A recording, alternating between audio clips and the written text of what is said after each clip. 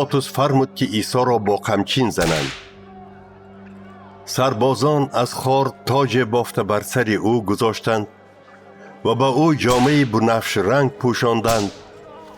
آنها به پیش او آمده زنده باد شاه یهودیان می گفتند و او را تارسکی می زدند.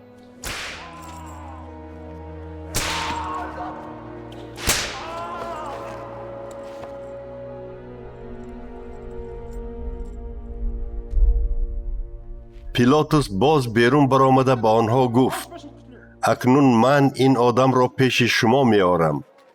بدانید که من در او هیچ عیبی نیافتم. عیسی بیرون برآمد و در سر تاج خاردار و در تن جامه بنفش رنگ داشت. پیلاتوس با آنها گفت: انا این آدم.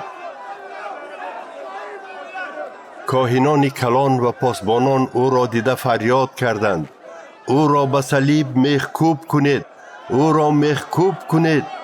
پیلاتوس با آنها گفت: شما خودتان او را گرفته میخکوب کنید، زیرا من در او هیچ عیبی نیافتم. آنها با او جواب دادند: ما در شریعت قانون داریم که موافق آن او باید بمیرد، چون که خود را پسر خدا اعلان کرده است. وقتی که پیلاتوس این را شنید، از پیشتر زیادتر ترسید. او باز به داخل دربار برگشته از عیسی پرسید: تو از کجایی؟ ولی عیسی جواب نداد. با من گپ زدن نمیخواهی؟ پرسید پیلاتوس. مگر نمیدانی من قدرت دارم که تو را آزاد کنم و قدرت دارم که تو را به صلیب میخکوب کنانم؟ عیسی به او جواب داد: اگر به تو از بالا قدرت داده نمیشد، تو بر من هیچ قدرت نمی داشتی. بنابراین کسی که مرا به تو تسلیم کرده است گناه بزرگتری دارد. از این لحظه پیلاتوس کوشش کرد که او را آزاد کند، ولی مردم فریاد می زدند: اگر او را آزاد کنی، تو دوست شاهنشاه نیستی. کسی که خود را پادشاه اعلان می کند وی دشمن شاهنشاه است.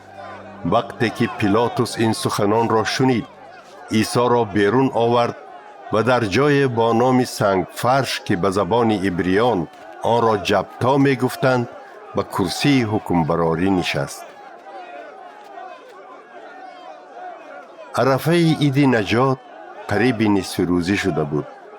پیلاتوس به مردم گفت: انا شاه شما.